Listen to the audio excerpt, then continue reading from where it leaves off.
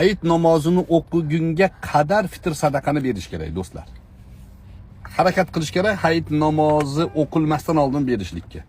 Fitr sadaqani bilasizlar-a? Fitr sadaqa bir odamni bir kunlik taomi.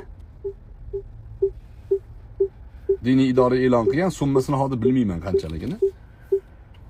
2 kilo bug'doy o'zi. U yo'q, 1 kilo 8 gram deydi, 2 kilo bug'doy. O'rta hisobda 2 kilo bug'doyi narxi olinadi. Endi imkoniyati bor, sharoiti yaxshi odam 2 kilo mayizni hisobidan, xurmoni hisobidan qilsa ham bo'ladi.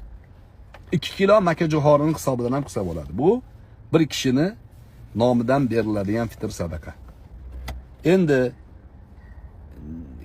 masalan xonadon egasi bitta o'ziga beradimi desa, hamma xonadondagi farzandlariga, ayoliga, hammaga beradi.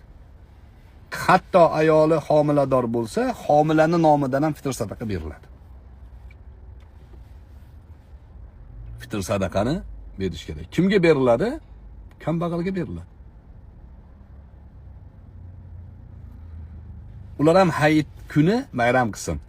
Ular ham uyga go'sht olib kirsin. Uchun qilinadi bu narsalar. Va biz ro'zada xatolarimiz, kamchiliklarimiz bo'lgan bo'lishi mumkin. O'sha xato kamchiliklarga kaforat fitr sadaqa.